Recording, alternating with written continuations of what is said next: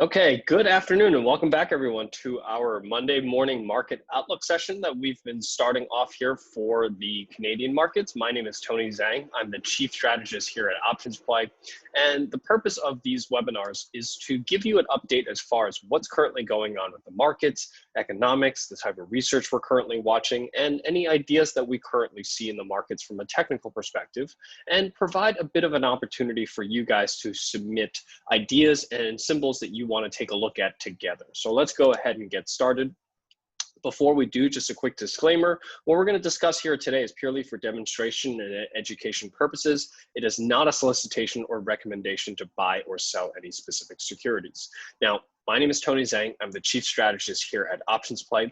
For those of you that don't know who I am, I have spent the last 14 years as a market strategist, starting off in the currency markets with technical analysis, helping retail and institutional investors better understand what's going on in the currency markets before I started trading futures and options and started OptionsPlay about 8 years ago. And now I am an option strategist, helping people better understand the markets through technical analysis, and more importantly, how to take advantage of those outlooks and views utilizing options in a way that reduces risk in your overall portfolio. So today what we're going to do is we're going to go over the markets, looking at some charts together, showing you how I view these charts and how I use them to gain a directional view, how I'm looking at the markets from an economics perspective, what are important indicators to keep an eye out for so that you can keep tabs on them as well. And lastly, go through some ideas and help provide a forum for you guys to share some ideas as well. So let's go ahead and get started. So we'll always start off by talking about the Canadian market. So I'll start by looking at XIU, which is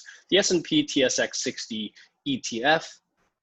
We talked about this index last week, and just a bit of an update here. So TSX is still trading just around that $24 major support level. Now, this $24 support level goes back all the way to May or June of 2019. As you can see, it provided support in May, in August, provided a little bit of support during the sell-off during the coronavirus, was resistance a couple of months ago here in early June.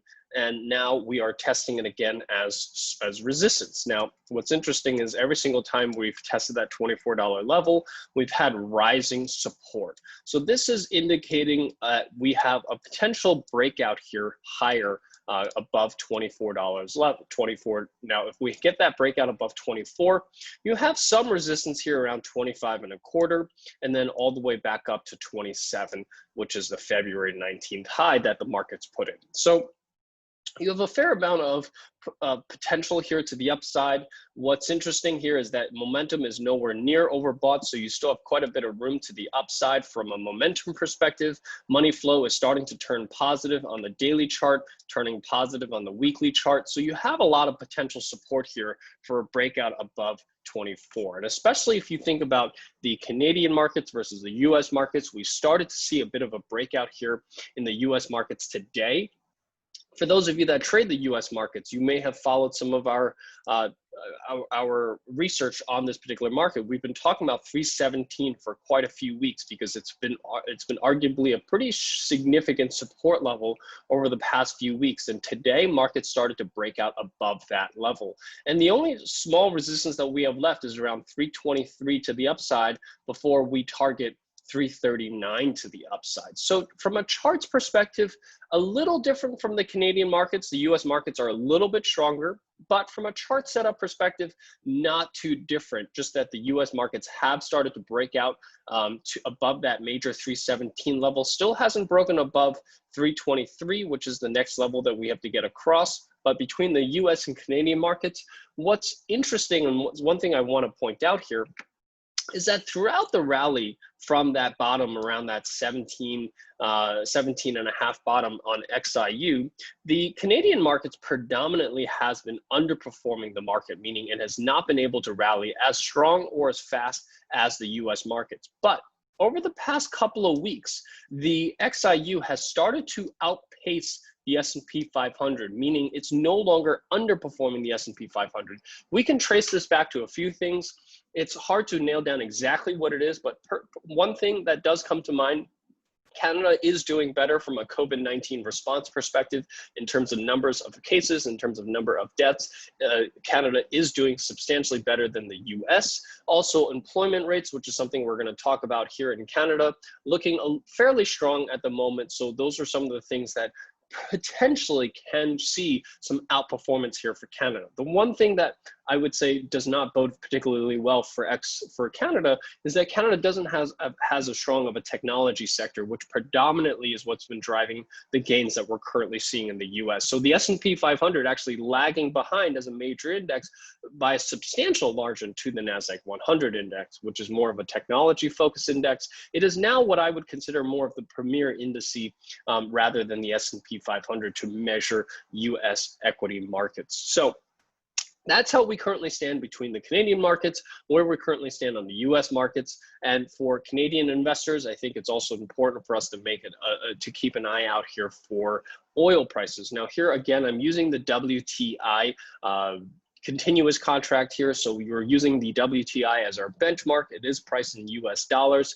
Currently, something that we've been talking about for quite some time here for the past 3 or 4 weeks now is the fact that this $41 level, which was support back here in late 2018, support here right before the sell-off during coronavirus, and is tested as a major resistance level since then. And on the daily chart here, as you can see, it's managed to test that level multiple times. Very similar chart to the S&P 500 chart that we were showing you, or the TSX chart, where you basically are nearing the apex of a triangle here, and we're looking for a breakout either higher or lower. Fundamentals currently seem to point potentially for a breakout higher here, but it's hard to say. One thing I will note is that as the prices continue to move higher, momentum no longer confirmed those moves higher. They've actually been moving lower. Money flow getting a little weaker here, so that could potentially give us a hint that the breakout could be potentially to the downside. It's too early to tell, but it's very important to keep an eye out for that, because as many of you trade the energy names, someone asked to look at ENB. As you trade some of those energy names, important to keep an eye out as far as where crude is going to give you more of a directional view here on those energy names. So crude, very important one to take a look at. Gold also one important to take a look at, and we've been talking about this over the past few weeks. One of the major levels here is to pay attention to is that 1780 or so level, which has been a major resistance level, but finally managed to break out. And we've had a pretty slow grind higher since then. So this is the price action that we sort of expect here from gold, because we don't really see a strong catalyst for gold to move substantially higher, but as global central banks continue to pump liquidity and keep interest rates near zero, what you're going to see is gold continuing to be this inflation hedge, and it's going to be more of a slower grind higher rather than this quick move higher that we typically expect on a major breakout here. You certainly have to go back quite a few years to look at gold from a, if we look at gold futures, if we look at continuous contracts of gold futures, you'd have to go back to the 2011 time frame, where we had an all-time high around 1920 or so, 1900. That would be our first initial target to the upside. Again, this is going to be more of a slower grind higher rather than quick move higher, because this is more of an inflation hedge rather than a catalyst that's moving gold at the moment. But our target here is really 1900 to the upside here for gold. Now, this is the continuous contract traded on the NYMEX, quoted in USD. Again, for those of you that are looking at gold, whether you're trading them in USD or Canadian, I just want to make sure that you understand the levels that I'm talking about are the ones traded on the New York Mercantile Exchange, Futures Exchange, quoted in USD. So gold breaking out, continuing to move higher. We expect gold to continue to move higher, but again, more of a slow grind higher. So if you're trading this, buying call options, probably not the right strategy to go, because call options require a big fast move in a relatively short amount of time. Here, we're not really expecting that. So you're better off selling puts, selling put spreads, or even buying some kind of ETF or contract that that tracks the spot gold price, if you will. So those are the ideas that we currently see, or those are some of the markets that we wanted to discuss with you here that are relevant to the Canadian markets. If anyone has any other markets that you want to take a look at, feel free to type them into the chat window and we'll take a look here together. But one thing I want to point out here is last week we got employment numbers here for June, 12.3% unemployment for Canada at the current moment, which certainly is a reversal lower from April and May. Obviously, still the highest unemployment numbers ever seen in history. This is going to be a tough road ahead as far as how this will continue to move lower. And the question is whether you get a bit of a V-shaped recovery like that, or a W-shaped recovery like that, or some kind of more of like what they call an L-shaped recovery, something more like that. And that's really the concern that we currently see in the markets, is really what shape this recovery is going to be, because that's how we're going to get a feel for how equity markets are going to respond. We are hitting earnings season, so earnings season is going to provide us with some of those details as far as the impact that COVID-19 has had during Q2, which is by far going to be the worst quarter in probably history in our lifetimes that we've seen in terms of reduction in revenue and EPS across US and Canadian and global equities. So one of the things I do want to point to is some of the details of that June employment number. Now, the employment gains were actually substantially stronger than expected, and that's part of why we're seeing continued strength here in the equity markets on the back of what is still a fairly challenging environment due to COVID-19. So the number was expected was about adding about 700 jobs here in June. The number came out to be 952 in terms of almost 1 million jobs. So substantially better number that we've seen than expected. We see similar type numbers coming out of the US in terms of significantly better than expected. Most of those job gains came from service producing sector. Goods producing sector is still putting a pretty good clip of 158,000, but again, services accounting for almost 800,000 of those 952. Trade being one of the highest here, so certainly this is one of the areas that we're paying attention to in terms of Canadian equities as far as how this employment gain is going to keep traction in July, in August, and as you go through later in the year. And some of the numbers that we want to pay attention to is, as you can see here, during March and April, the total job loss was somewhere in the almost 3 million jobs range. You had a little million plus here in March and just shy of 2 million here in April. We just added back a little over 1 million. So you've added back roughly 1/3 of the jobs that were lost in March and April. And again, the question is just the trend that's going to continue here in July. We obviously still expect a fairly sizable gain in terms of jobs in July, but the question is what that size is going to be and at what pace. So those are the employment numbers that are important to keep an eye out for Canadian investors here. So with that, I wanted to take a look at some of the ideas. We've been getting a lot of questions regarding the banks, what are our views here on the banks. So I took a look at all of the Canadian banks, or most of the major Canadian banks, TD, BMO, Bank of Nova Scotia, and what really shone out of all of those was really the Royal Bank of Canada. Now, banking as a whole, not a particularly strong sector. Yields at all-time lows, not good necessarily for banks. You have some movement in M&A activity, you have some movement in iBanking, you have some movement in terms of trading revenue for some of these banks, but largely deposits and loans not providing a lot of revenue. So, but if you look at all the banks, almost all of them are trading below their December 2018 lows. Royal Bank of Canada is one of the few banks currently that's trading above those 2018 lows. So from a relative strength perspective, Royal Bank of Canada looking substantially stronger than most of the other ones. The price action here looks very similar to some of the other charts that we were taking a look at. And the question is whether we're going to get a breakout here to the upside. Now, one of my concerns here is that breakouts to the upside are going to be fairly limited and muted and more likely that when you do get that breakout, it's going to be faced with some kind of resistance like you had here back in the 200-day moving average, where you might get a rally up to that 200-day moving average and then decline back. So despite Royal Bank of Canada being the strongest out of the banks, price action here doesn't look particularly strong. If you do get a breakout above this $70 level, what I do want to warn is that I think that you're going to see some major resistance around 72.5. So you don't have a lot of upside before you start falling into some major resistance levels. So that is a concern of mine for those of you that are looking to go long banks or looking for opportunities in banks. You know, I think the better strategy here for these types of stocks, which predominantly many of you hold as long-term investments in your portfolio, whether it's in your brokerage account, your retirement account, is really looking at selling cover calls on these types of strategies.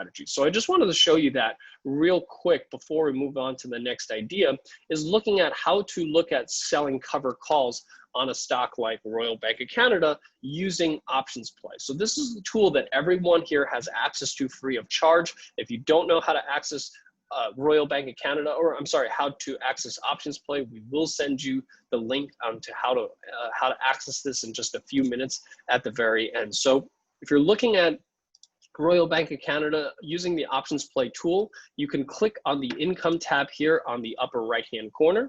When you click on the income tab, it'll ask you, do you own shares of Royal Bank of Canada? You can select yes, and it will show you which expiration date and what strike price to sell for a cover call. So right now, as you can see, if you sold the August 21st $98 call option, which is roughly $4 above the current price of Royal Bank of Canada. So I apologize. I was showing you Royal Bank of Canada using USD before. Let me show you that using TSX. I apologize. But the chart looks exactly the same. What I was referencing is a breakout of, instead of 70, about 94 or so, but that 200-day moving average sitting around 97.5 on the Canadian listed Royal Bank of Canada. But if you were selling the $98 call option, you'll collect $62 per 100 shares, which is 0.66% of the underlying stock price in just 39 days. Now, Royal Bank of Canada pays a pretty hefty 4.5% dividend. So as an equity investor in this particular stock, you are gaining a substantial yield on holding the stock. But by selling cover calls on top of that, you're gaining an additional 6% on top of that, which brings your total yield up to 10.69%. With an industry like this that potentially has a large cap on as far as how much higher these stocks can go because of interest rates, I think that the strategy here, when volatility remains relatively high, is to take advantage of that elevated volatility and sell strategies such as cover calls on the stocks that you own. So that's an example of how I would play Royal Bank of Canada if you own this particular stock. Another one I want to take a look at is Oceana Gold. So this refers back to our charting on gold. Now, if you look at Oceana Gold on the weekly chart, you have what looks like a pretty sizable inverted head and shoulders that looks like it's starting to reverse higher. You certainly have this fairly significant bottoming formation. You had that severe sell-off during COVID-19, breakouts above. It managed to get back above some major support levels here, managed to get back above that. And if you look at the daily chart here, recently breaking out above this $3 level, this is a relatively small price stock. It managed to break out above $3, came back to retest that as support, and looks like it potentially has the moves to the upside here. So I wanted to also show you, here's a stock that we typically don't look at from a mining perspective, but I wanted to take a look at Oceana Gold, trading at $3.23. So this is a relatively small price stock here, but I wanted to show you, if you were bullish on gold longer term, you can buy a $3 price, a $3 call option going out to November for just 55 cents. And because this call option is in the money by 27 cents, you're only paying roughly 25 cents here in intrinsic value here. So you're paying less than about 7% of the underlying stock price to give yourself a bullish bet all the way out to October. So your break-even price is $3.55. That's only going to move, this stock only has to move about 30 cents higher before you break even on this particular stock.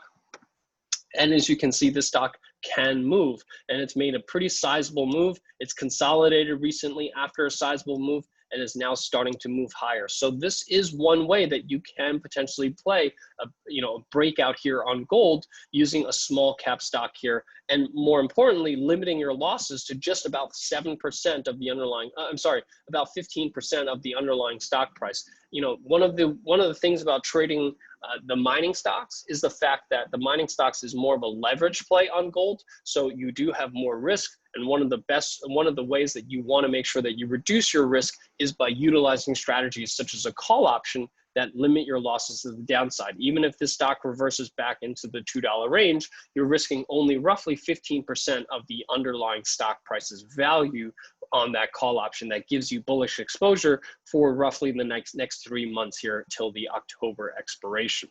So lastly, the last one I want to show you was Rogers Communication. Now this is more on the bearish side. As you can see on the weekly chart, looking very weak. You had this chart was looking weak well before the coronavirus, as markets continue to trade sideways and move a little higher throughout the end of throughout 2019 and the beginning of 2020. This stock was not moving higher, it was actually moving lower. Coronavirus took it down substantially. It did manage to rally a very large portion of the sell-off back, but as you can see over the past few months, as markets continue to rise, this stock continues to decline. So recently we have had a breakdown below this major $54 level here, which was a major support multiple times, broke below it, came back to retest it, and now looks like it might be starting to move lower. As you can see, money flow looking substantially weaker, both on the daily and weekly chart. Momentum not yet oversold, so you still have room to the downside here from a momentum perspective. So on the bearish side, looking at a name like Rogers Communication,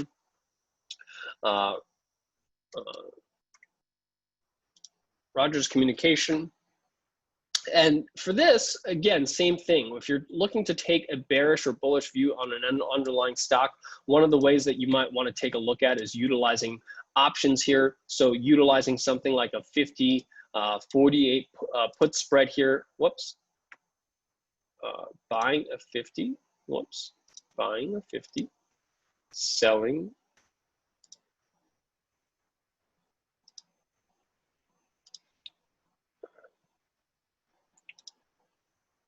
Sorry.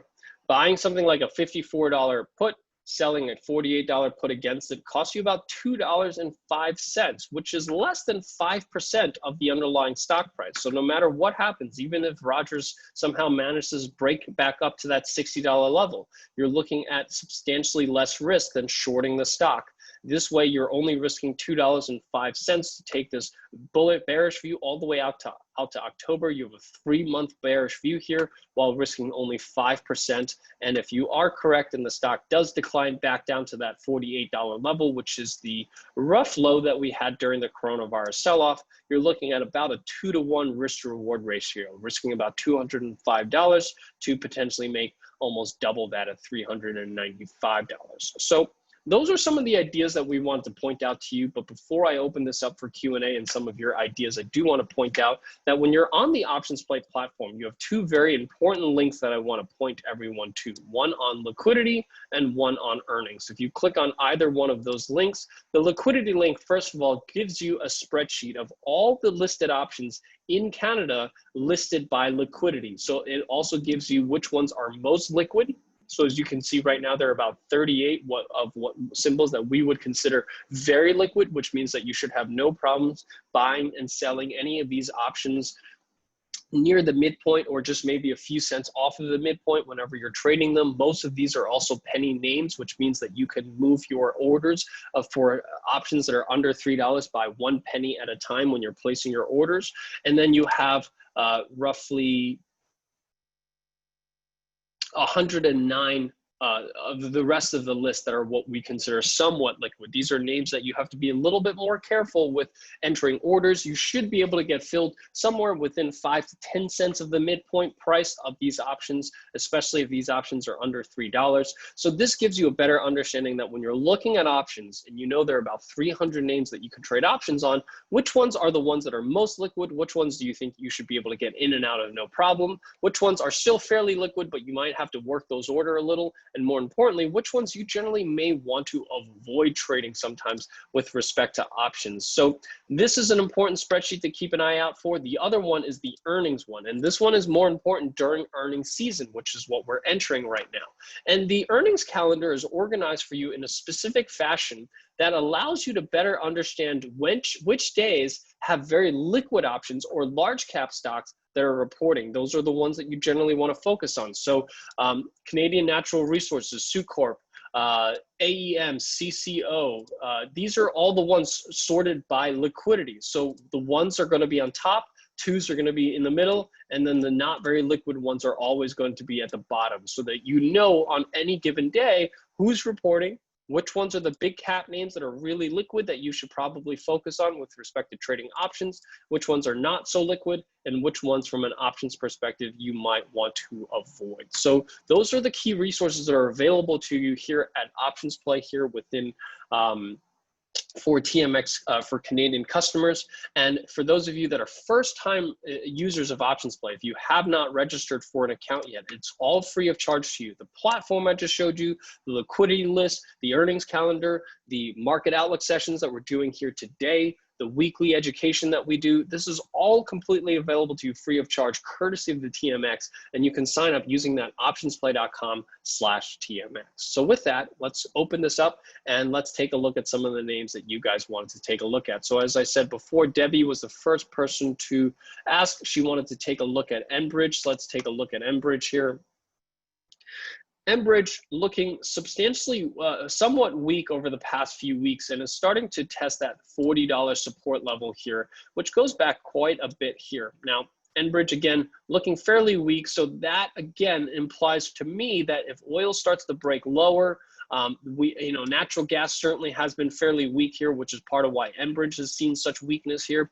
If Enbridge breaks below this $40 level, I think that you have some substantial moves to the downside to 37 initially and potentially 32.5 to the downside here. So that's my view on Enbridge. Weak relative strength. 1 month and 6 month trend is bearish. This does not particularly bode well here for a name like Enbridge. Peter wanted to take a look at MG, Magna International. This stock does look particularly strong. As you can see, this stock continues to make higher highs, higher lows, and is looking to continue to push higher here. I don't see a lot of resistance here other than around the $64 level, that last swing high here. You have a little bit of resistance here around 64 and 66, but I think those are all fairly minor resistance levels. Once you get back above that, you can head all the way up to about 70.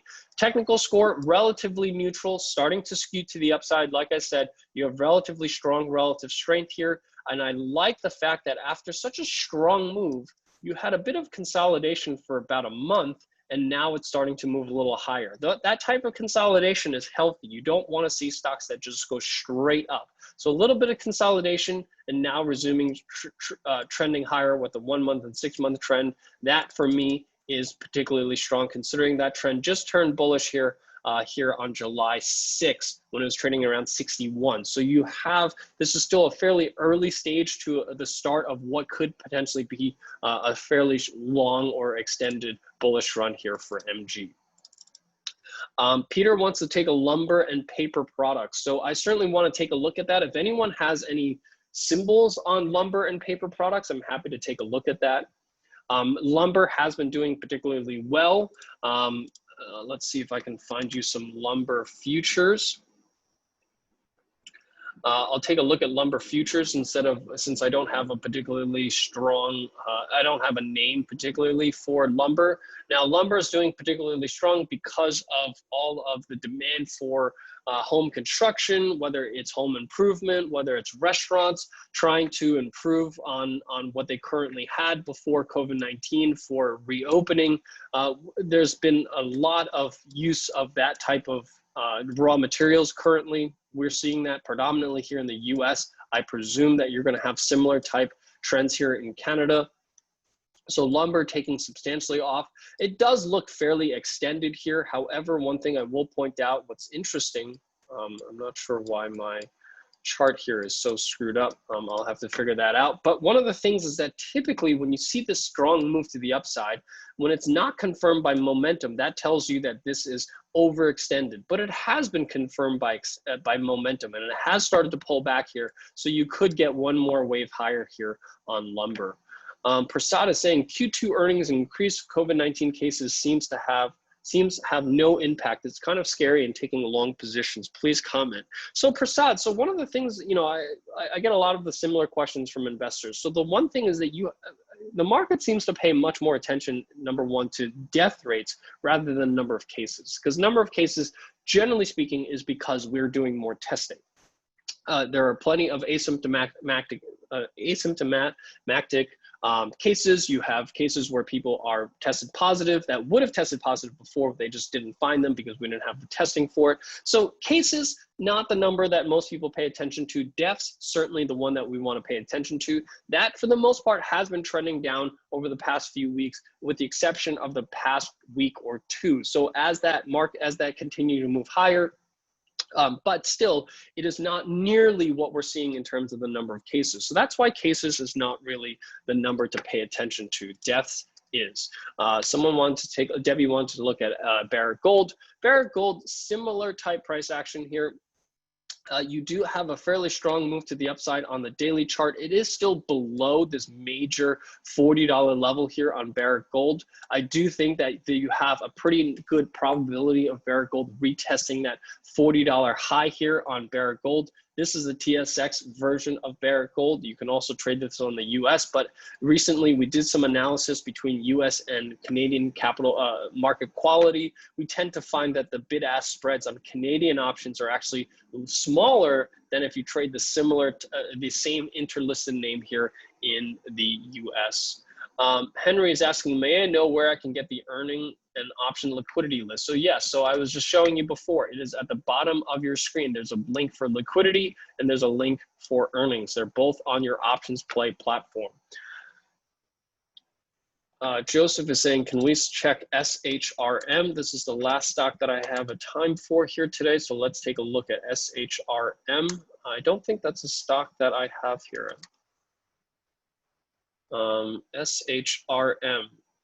Oh, that's a Canadian Securities Exchange. So that is not listed on the TSX. So that is something that we don't have access to, certainly doesn't have options on. So I'm not going to look at stocks that are not listed on the the TSX.